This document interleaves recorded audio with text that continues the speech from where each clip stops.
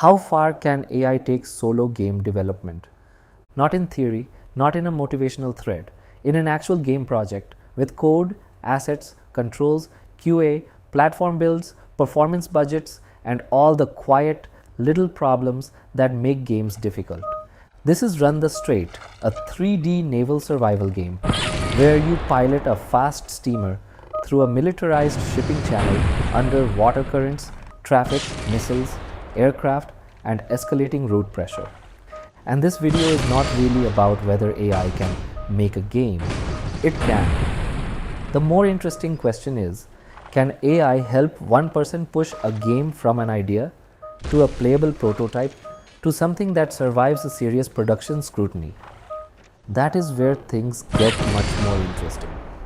I am approaching this more like a game director and experimental builder and less like a systems engineer, and definitely not like a coder. The goal is not to ask, can AI replace a game studio? That question is too vague to be useful.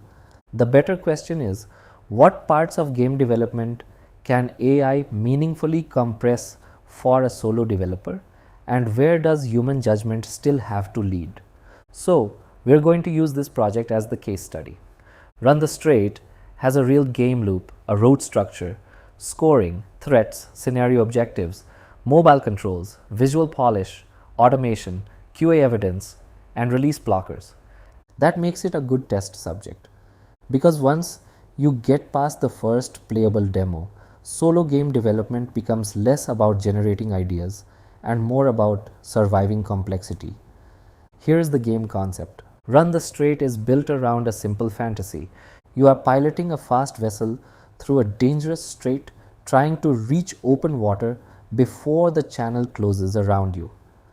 The player is not just moving forward, they are managing speed, steering, cross-current, traffic gaps, incoming missiles, aircraft passes, countermeasures, hull damage, and score opportunities.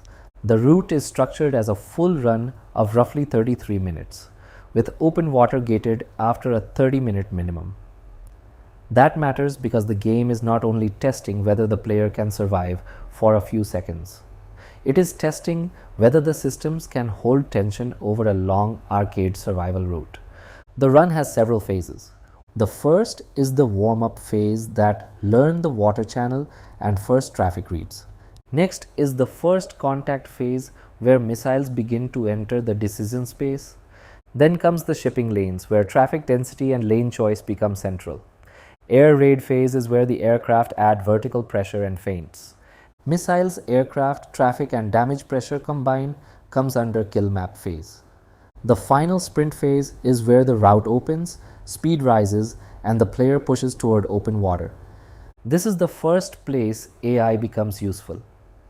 Not because AI magically invents a good structure, but because once a human defines the shape, AI can help implement, test, and iterate the supporting systems quickly. The core loop is read the channel, choose a lane, manage speed, avoid or thread traffic, respond to missiles and aircraft, use countermeasures at the right moment, maintain hull, build score, reach open water.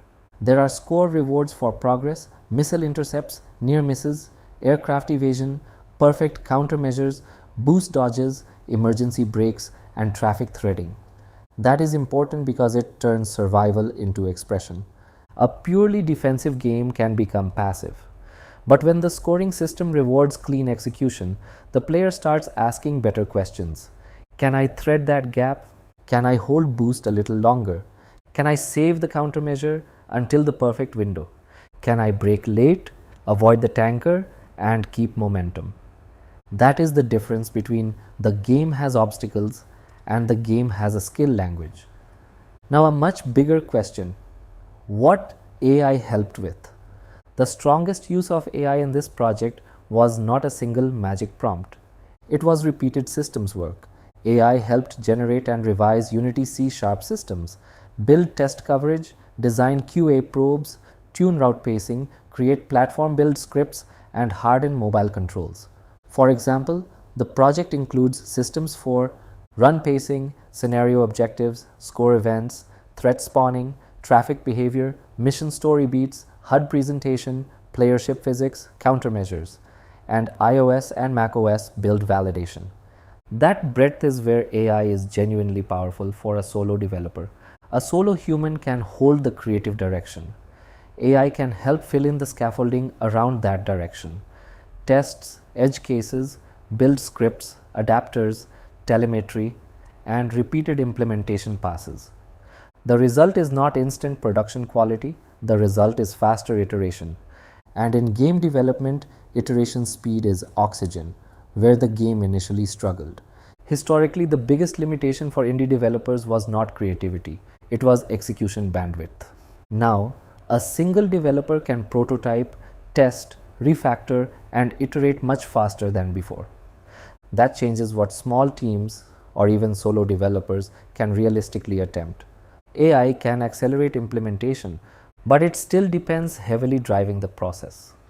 I have been using agentic AI to create swarms of agents that iterate faster, optimize workflows, prevent systems from overloading CPUs, manage memory and garbage buildup, reduce disk space overload during multi-agent development, and automate large parts of the production pipeline, all of which I'll break down in detail over the next few videos. I'll also break down gameplay systems, QA pipelines, app store builds, performance optimization, make AI do the architecture decisions using skills, prompts, workflows, and the actual AI costs behind everything. And through this project, I want to explore a bigger question. What does modern AI-assisted game development actually look like for solo developers? Not in demos, but in real production workflows. So if you're interested in game systems, AI workflows, indie development, or technical experimentation, subscribe and follow the journey. And let me know in the comments which topic you want me to break down next.